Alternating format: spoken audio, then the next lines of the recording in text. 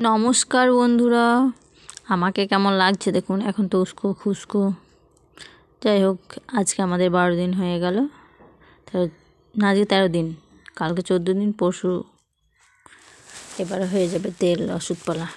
তাই ছেলেটাকে বলছি যে স্নান করে না। আমি স্নান করা হয়ে গেল আমার, রান্না বান্না করে, তুই স্নানটা কর, ভাত খাবো তো একসাথে। এই দেখুন ব্ল্যাঙ্কেটটা কাচতে হবে আজকে। সব বিছানা চাদর বালিশের ওগুলো সব কেচে মেলে দিয়েছি ছাদে, আর ব্ল্যাঙ্কেটটা কী করে কাচবো তাই চিন্তা করছি। আর ছেলের অবস্থা দেখুন, ড্রয়িং থেকে এলো, এসে ব্যাগ জামা টামা গেঞ্জি সব বিছানার উপরে রেখে দিয়েছে।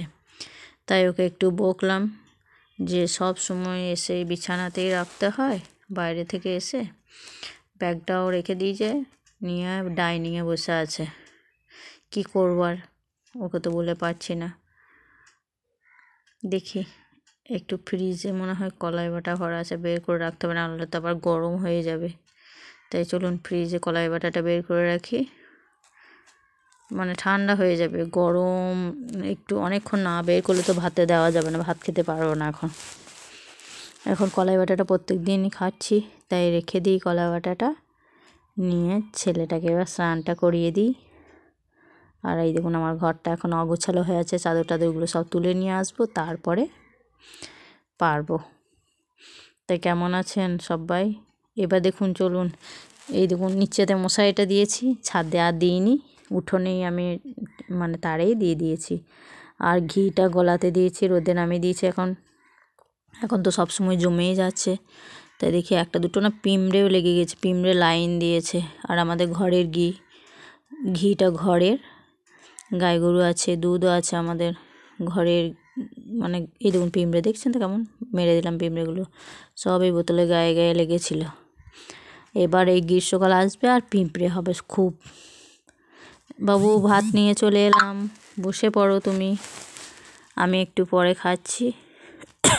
শ্বশুরমশাইকে দিয়ে আসবো, তারপর আমি খাবো, আর ছেলেকে দিয়ে দিই। ছেলে তো ডাল খাবে না, ও শুধু আলু পোস্ত, কলাই বাটা আর ঘি লবণ ভাত, ব্যাস। নিয়ে আমি ভাতটা নিয়ে আসি, তারপরে আবার দেখা হচ্ছে। কলাই বাটাটা দিই নি ওকে, কলাই বাটাটা দিয়ে দিই।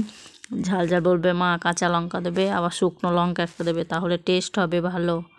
এখন তো তেল টেল দিতে পাবে না।